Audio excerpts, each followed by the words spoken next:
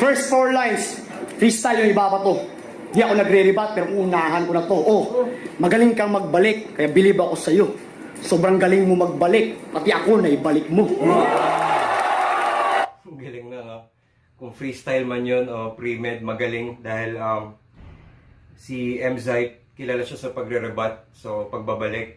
Tapos si Sak Maestro, matagal siyang nawala. Ito yung first, kung tama ako, yung first return niya after a while.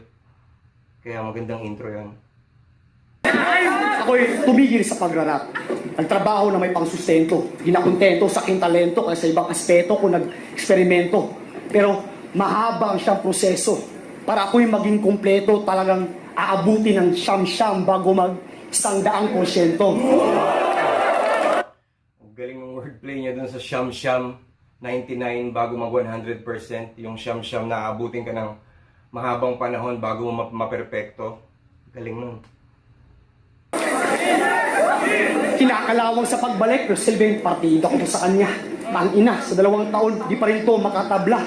Dahil yung antas pag kinumpara, J.R. Smith lang kumbaga. Mukhang tangang nag-aakalang lamang siya, pero hindi pala. Reference ng NBA Finals nung final seconds ng Game 1 ng Golden State tsaka Cleveland.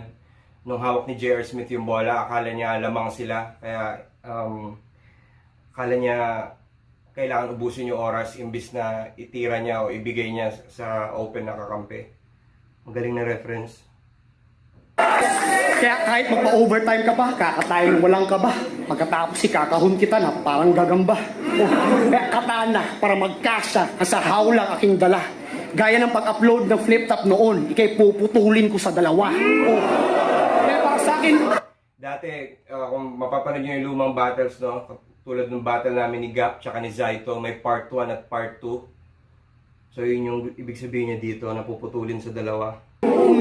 ngipin para sa ngipin, mabibitin kong pang 10 bites and it's anay for anay, kaya binababoy ko tong termite. Headshot!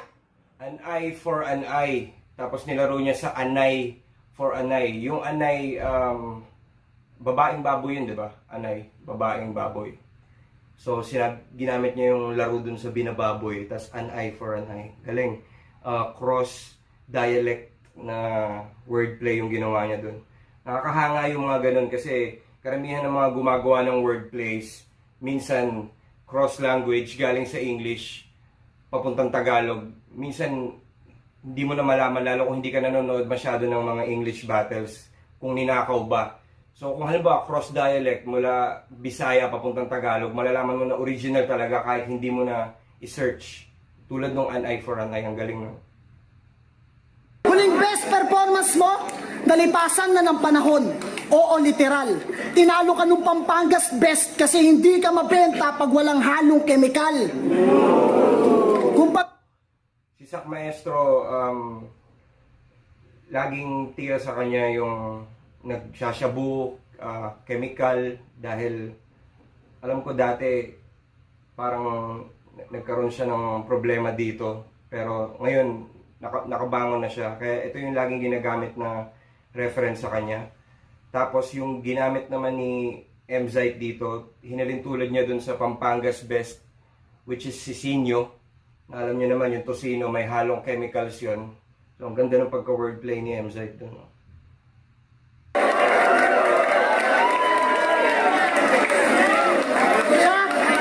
Siya ang tinuring nyo na hari. Pero may isang bagay na hindi nyo alam.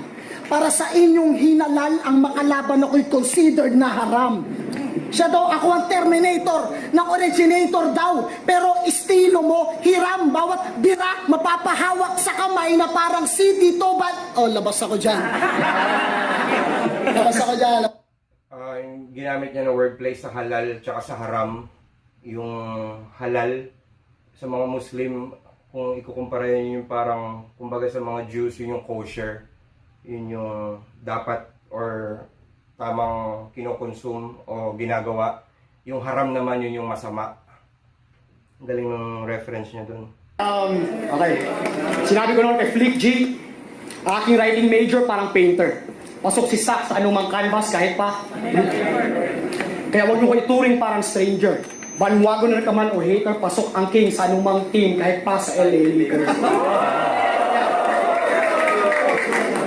Sobrang daming references dito sa Lakers tsaka kay LeBron dahil ito yata yung panahon na kakatapos lang yata ng NBA Finals nito nung natalo ng Golden State yung Cleveland tapos lumipat si LeBron sa Lakers. Ayaw ko mga personal pero yung girlfriend mo nag-choke at nasakal.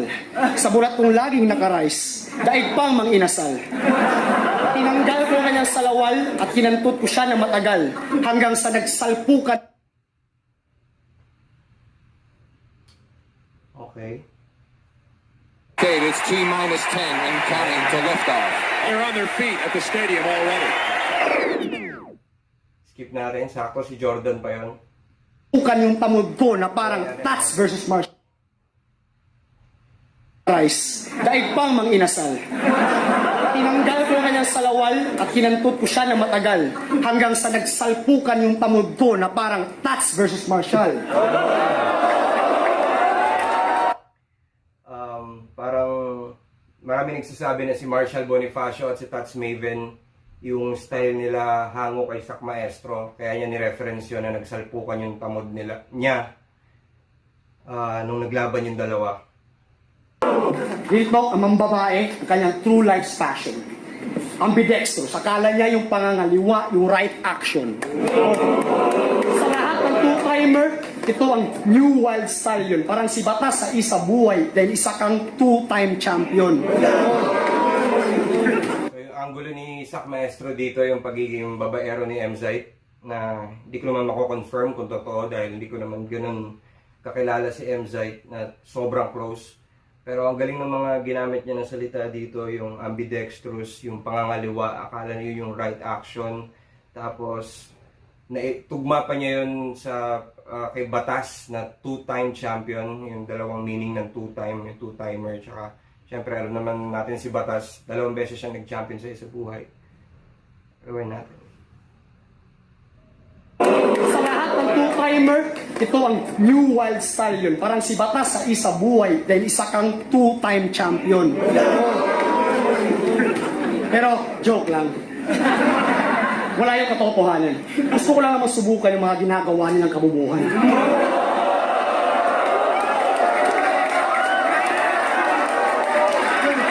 Yung alam niyo ako, I never person. Yung ginagawa nilang kabubuhan, yung fake personals, puro chismis, para lang inyong malaman na di lahat sa battle rap ay dapat niyong paniwalaan. Kaya, Yun. So, yun nga, natumbok ni Sak Maestro yung punto ko doon na hindi naman dapat lahat ng sinasabi sa rap battle. Hindi ibig sabihin nun, totoo yun. Karamihan doon, gawa-gawa lang para magkaroon ng anggulo. Ang importante doon kung paano mo na isulat, paano mo na i-apply doon yung ano ba, halo-halo na, figures of speech, pwede rin paano mo siya nagawang punchline, paano siya naging comedy, paano siya naging interesting sa mga tao at sa mga judges. sino pa ba ang maaasahan? Di kayo nililinlang? You can count on me. Di na kailangang magbilang.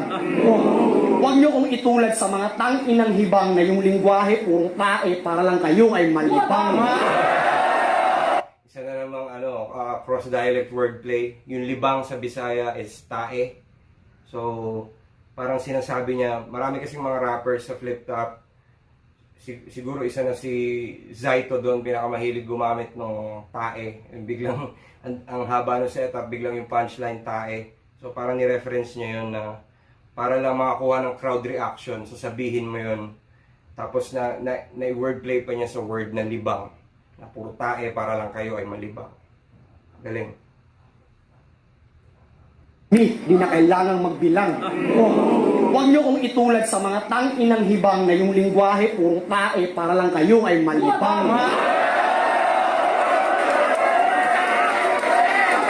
Simple talk shit lang, pero advance lang. Talaga ang aking vision. Pinasok ko lang naman itong flip top para ma-build up ang aking mission. Kasi dati, taga Davao lang, ang nasa Mindanao Division, pero mas pinili ko yung Cagayan, Jensan, Butuan, Tagum, Digos, magkaroon ng recognition. Allergic kasi ako sa attention. Kaya ako nahihiya pag may nagpapapicture. Ayoko kasi magpasikat na parang nocturnal creature. Wala akong special feature. Ako'y normal lang at simple. Pero tinatawag nila akong legend. The word is ordinary people. We're just ordinary people. Ang legend. You know what a roundabout? Kahit about 5 rounds, walang time out. Patuloy ang spit kahit may dry mouth. At alam niyo man ako'y laging humble. But Mindanao, this is my house. No, Mindanao, this is my house. From low profile, naging hari at di na dumaan ng tryouts. Ako'y nanahibik lang sa aking hideout, pero kung ako gani hagiton, ang mga idol ninyong pisot, kung alam pang uliun.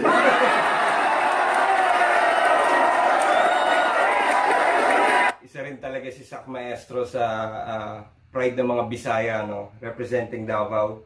Talagang hinahaluan niya ng Bisaya bars yung mga rounds niya na talaga namang malaking bagay yun para sa mga nanonood sa Visayas and Mindanao region dahil tinataas na talaga yung bandera ng Bisaya.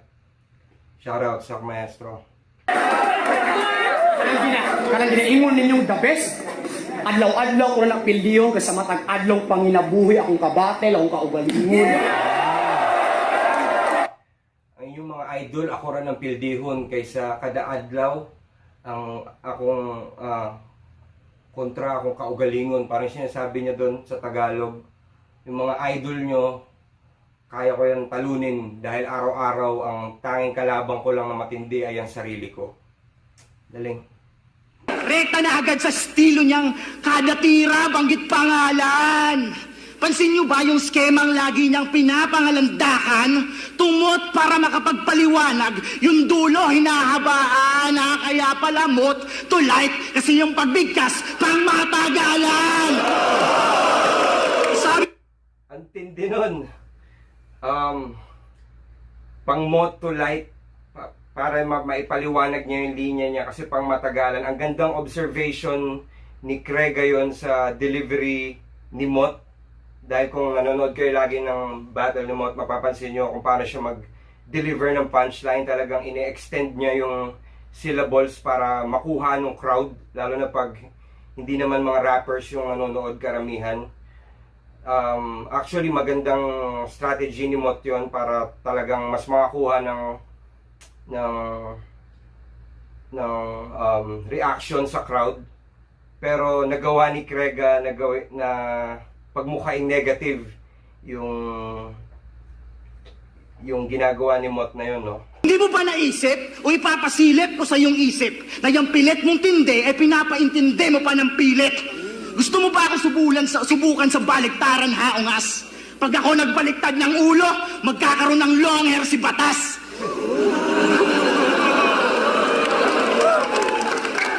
Ganyan ako magbaliktad.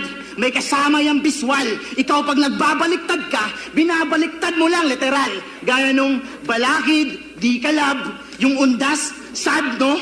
Tapos pag hindi kayang baliktarin yung linya, yung letra, ginugulo. Aba, anggulo ng anggulo mo. Ang galing. So, bini-breakdown na niya dito literally yung style ni Mot na mag-anagram yung dati baliktaran lang tapos ina-anagram na niya. Ang galing din yung setup na pag siya nagbaliktad ng ulo, magiging long hair si Batas. Kasi syempre mas yung buhok ni Batas nasa baba. So pag binaliktad mo, so sinabi niya kaya niya rin gawin ng visual at hindi lang literal. Ang galing ng opening ni Krega dito. Sobrang lakas. Ulitin natin yun ha. Ganyan ako magbaliktad. May kasama yung biswal. Ikaw pag nagbabaliktad ka, binabaliktad mo lang literal. Gaya nung balakid, di kalab, yung undas, sad, no? Tapos pag hindi kayang baliktarin yung linya, yung letra, ginugulo. Aba, anggulo ng anggulo mo. Palindromo, anagram, parehas lang, hindi lamang. Lahat tayo naglalaro sa salita, maski ata si Badang. Pero oo, aminado, magkaiba tayo ng ginagamit na formula. Tamang si Thomas Edison ka nga. Para makapagpaliwanag ng bumbilya, inangkin mo ang ideyang hindi ikaw nauna. Naalala niyo Ang lakas nun. Kung kilala niyo si Thomas Edison, di ba, yung ninakaw ni Tesla, ni Nikola Tesla yung mga ninakaw ni Thomas Edison galing kay Nikola Tesla yung mga ideas niya, tapos mas nakilala si Thomas, mas na-credit si Thomas Edison, pero sa totoo galing kay Nikola Tesla yung mga ideas niya. Ulitin natin. Kaya niya ginamit yung Thomas kasi real name ni Mott Thomas, sa mga hindi nakakaalam. Ikaw na una. Naalala yung si Notorious? Kanyang-kanya yan nagmula. Kaya usapang baliktaran, ululdi ako sa'yo na mangha. Ginaya ng bata sa pambubuli. Naging Joaquin Montes na lang bigla. Pues papatikimin ko to ng solid left hook. Parang si CLR nagpakawala ng kaliwa. Kaya anong mot? Solid left hook. Double meaning sa hook na chorus, tsaka yung hook na suntok. Tapos yung Joaquin Montes, yun yata yung batang bully dati na nag-viral. Sobrang siksik nitong intro ni Craig, no? Ang daming references, ang dami mong pwedeng himayin. Hindi daw dapat siya yung kalaban ko. Tama, kasi dapat si Sak. Kaso si Sir Arik, iba yung pinatrabaho. Siyempre, para magalit daw yung John Wick, patayin muna yung aso. What the fuck? Intro pa lang, rebuttal pa lang, sobrang haymaker na. Parang lagi kasi sinasabi ng mga tao na si Craig, bata ni Sak. Siyempre sa Mindanao, parang yung top dog nila doon, si Sak Maestro. Tapos si Craig laging naaanggulo sa kanya yun. Pero ang galing ng rebuttal ni Mott doon na di ko alam kung freestyle rebuttal yon, on the spot o pre-med, mahirap malaman. Pero dahil ginamit niya yung sinabi ni Craig na hindi dapat ikaw yung makakalaban ko ngayon. So ang ganda, parang nagmukha siyang on the spot, pero tingin ko naman merong skills talaga si Mott na gumawa ng mga linya on the spot para sa rebuttals. Ang galing nun.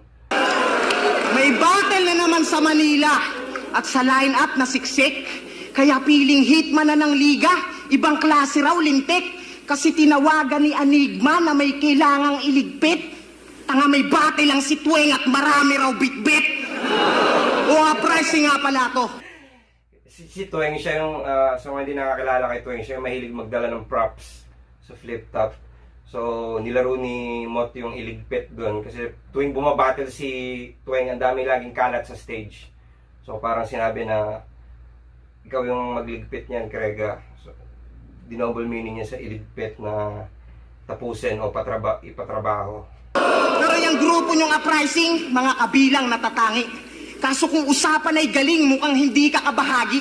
Pero alam mo ba kung bakit naisipan kang isali? Trip na trip lang talaga ni Arik, mga pormahan pang bagani. Kaya nga ang nangyari sa flip. Gago to si Mott. Pormahan pang bagani. Bagani, alam ko ano yun eh. Ano ba yun? Teleserye dati sa... Hindi ko alam kung sa GMA o sa ABS. Di ba nanonood ng teleserye. Pero yung pagka-deliver ni Mott doon, na parang siguro pormahan taga-bundok o pormahan tribo yung gusto niya sabihin. Kakatawa yun. Galing. Yung mga paksa mo, ang deep. Kaso ang sagwa mo mag-spit. Sobrang offbeat, malabong mag-hit. Yan yung tipong di nahahabulin kahit nakaw yung beat. At ano ko Okay, hindi nahahabulin kahit nakaw yung beat. Reference nyo doon yung pagiging offbeat ng style ni Craig sa pagra-rap, at saka yung hahabulin. Siyempre yung mga producers na halimbawa yung ibang rappers kasi gumagamit ng beat sa online. Minsan pag hindi sila nagpaalam doon o hindi nila binayaran o hindi sila bigay ng credit sa copyright, hahabulin sila nung may-ari ng beat. At yung pagiging offbeat din, parang naghahabulan din kayo sa beat. So parang nakikipaghabulan ka sa beat. So ang galing ng laro niya doon. kahit nakaw yung beat. At ano kung malalim ka sa wika, pare, di ka pa kompleto. Walang saysay ang mga linya kung di ka sumasabay sa tiyempo. Kaya pag nag-rap, mas nakikita yung pagka-prom dineto, na tila ligaw nga sa Maynila kasi pawala-wala sa metro. ikaw sa Maynila, pawala-wala sa metro. Pawala-wala sa metro, ibig sabihin, pagiging offbeat. Dahil yung metro, yun yung bilang mo pag nagra-rap ka eh. So, parang sinasabi niya na yung double meaning nun na naligaw sa metro at wala ka sa metro. Parang wala ka sa bagsak. Wala ka sa bilang. Kahit sa bara, walang lohika. Kaya iniiba yung porte niya. Sinusubukan magkomedya kaso lang mas kumukorne na. Dating sa Vice naglalagi, ngayon sa jokes biglang liko. Kaso naging iskastakli, puta sablay nung nagbiro. At alam niyong puti... So, ayun, kino-call out na binibreakdown din ni Mot yung style ni Krega dito na parang biglang nag-comedy si Krega dahil kilala nga naman si Krega sa mga matatalas niya na bars. Tapos, netong mga nakaraan siguro, tinatry niyang mag-comedy, which is effective naman, pero kinall out ni Mot na parang Skastakli. Alam ko, pumutok din yung issue nito dati na nasa loob ako, yung nag-live yata si Skastakli. Pero parang nagbiro siya, mas maraming nagalit. So parang sinasabi niya, yun nga, sablay na pag nagbiro. Ang galing.